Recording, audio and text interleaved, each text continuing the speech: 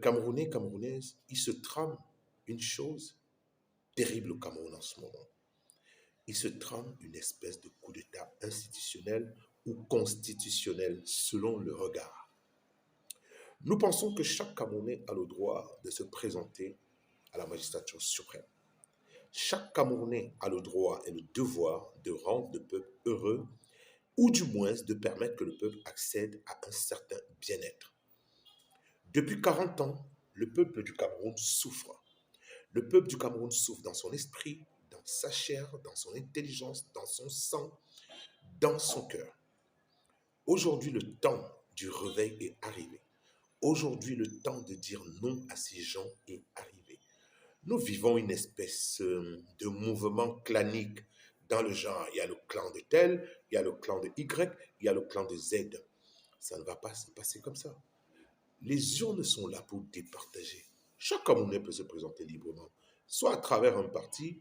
Je ne sais pas si la société civile a la capacité, par rapport à la Constitution aujourd'hui, de présenter un candidat, mais nous allons veiller à ce que cela se fasse. Aimer le Cameroun, ce n'est pas simplement être dans un parti politique.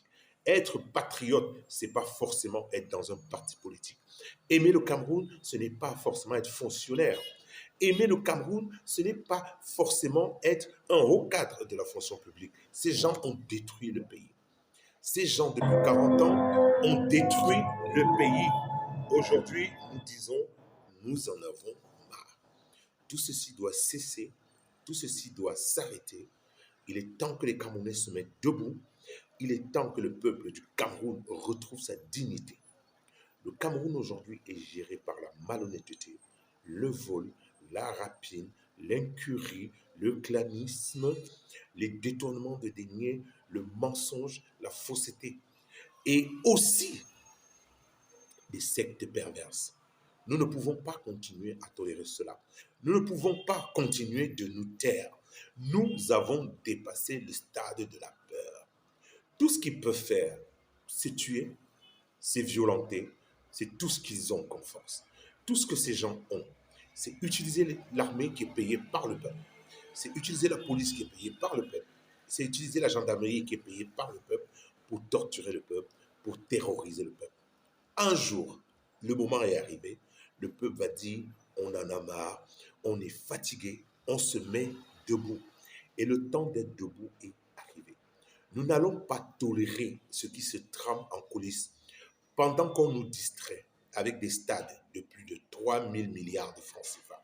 Nous n'avons pas d'eau, nous n'avons pas d'électricité, nous n'avons pas d'hôpitaux, nous n'avons pas de véritable école, nous n'avons pas un vrai système de cohésion sociale.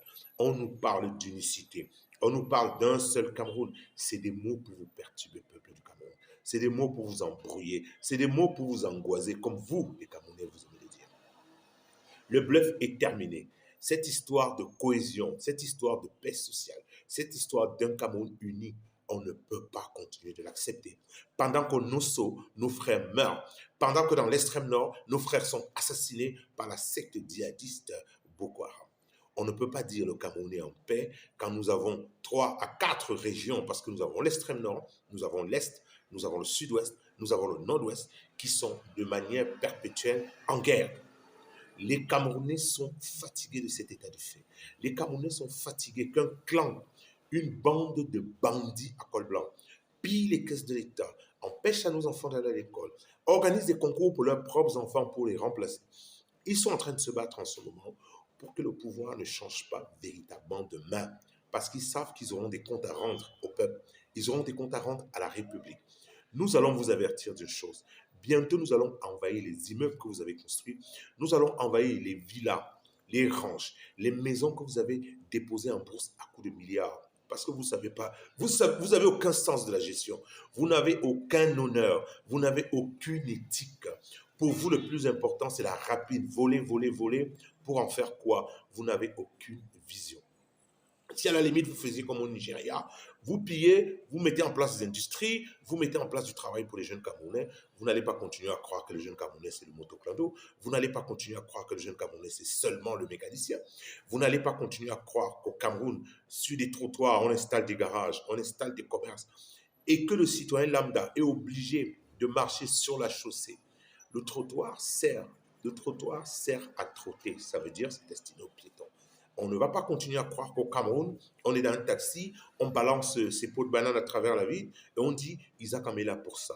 Nous n'allons pas continuer à nous enfoncer parce que ce gouvernement a échoué. Cet État a échoué, ces pseudo-élites ont échoué. Nous voulons un autre Cameroun qui est possible. Nous voulons changer les choses. Mais ne commettez pas l'erreur de penser que le Fils va remplacer le Père de manière prodige. Nous sommes là pour gérer cette situation. Nous sommes là pour mettre de l'ordre dans cette affaire. Merci de m'avoir écouté.